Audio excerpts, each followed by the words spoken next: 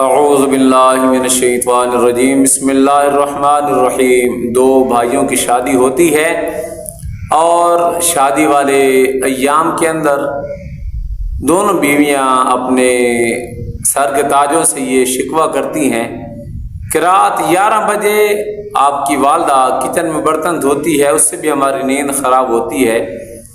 صبح اذانوں سے قبل اٹھتی ہیں، نماز پڑھتی ہیں اور پھر شور مچانا شروع کر دیتی ہیں، اس سے بھی ہماری نیند خراب ہوتی ہے۔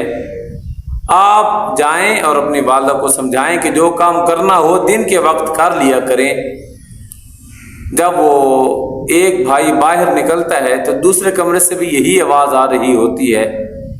اتفاقاً دوسرا بھی بھائی باہر نکلتا ہے۔ اب وہ دونوں کچن میں جاتے ہیں اور دونوں مل کر اپنی ماں کے ساتھ کچن کے برتن دھلواتے ہیں اور پھر کہتے ہیں کہ ماں صبح کے وقت ہمیں بھی جلدی اٹھا دیجیے گا کہ ہم بھی آپ کے ساتھ کچھ عبادت کرنا چاہتے ہیں۔ احباب، اس طرح وقت چلتا رہا۔ ایک دن دونوں بیویوں نے کہا کہ آپ ہمارے سر کے تاج ہیں، ہمارے گھر کا تمام کام جب والدہ خوشی سے کرتی ہیں، پھر کیا وجہ ہے کہ آپ کچن میں برتن دھوتے ہیں؟ تو ان دونوں عزت داروں نے کہا، ماں کی خدمت گاروں نے کہا کہ ہمارے نکاح کا اصل مقصد یہ تھا کہ اس کے بعد ہماری ماں کو سکون ملے گا، لیکن آپ لوگوں کے توسل سے وہ نہ مل سکا۔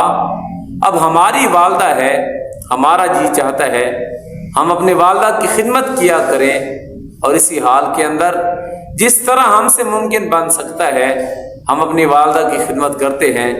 احباب، ایک جملہ ذہن نشین فرمائیے گا۔ بزرگ فرماتے ہیں کہ آپ کے والدین کی عزت تب کم نہیں ہوتی جب تمہاری بیویاں تمہارے والدین کی عزت نہ کریں۔ در حقیقت تمہارے والدین کی عزت تب کم ہوتی ہے جب آپ کے اپنے دل سے ماں باپ کی عزت اور مقام ختم ہو جائے۔ احباب، وقت چلتا رہا۔ ان دونوں شہزادیوں نے کہا کہ یہ کس طرح ممکن ہے کہ ہم آرام کریں اور ہمارے سر کے تاج برتن دھویا کریں۔ پھر انہوں نے تمام کام بھی سنبھال لیے، صبح صادق کے وقت اٹھنا بھی شروع کر دیا، نمازیں بھی ادا کرنے لگے، گھر کا ماحول اسلامی بنا۔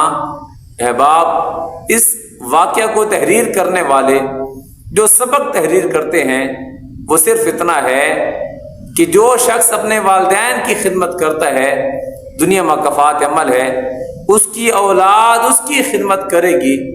احباب، جو شخص زمین میں گندم کا بیج لگائے، جب وہ فصل تیار ہوتی ہے گندم ہی اٹھا کر اپنے گھر لاتا ہے، ایسا نہیں ہوتا۔ وہ بیج گندم کا لگائے اور پھر فصل مونگ پھلی کی لے کر آئے۔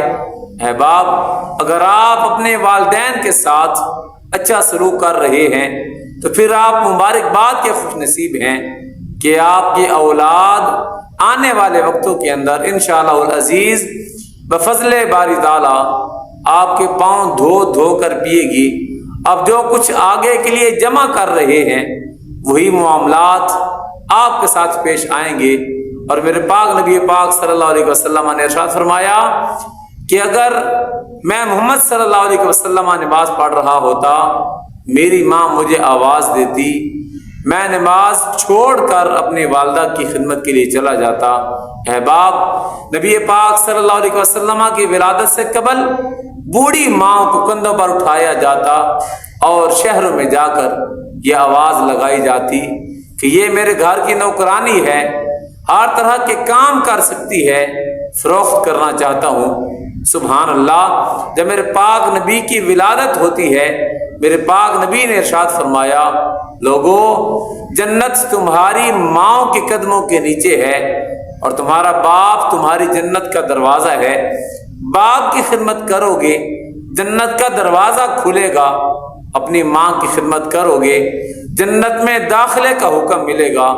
اور اگر یہ دونوں کام نہ کر سکے کہ باپ کی خدمت بھی نہ کی ہو، ماں کی خدمت بھی نہ کی ہو، حدیث پاک مفہوم ہے، تو خالق کائنات جل جلالہ ایسے شخص کو جنت کی خوشبو سے بھی محروم رکھے گا۔ وآخر دعوانا ان الحمد للہ رب العالمین۔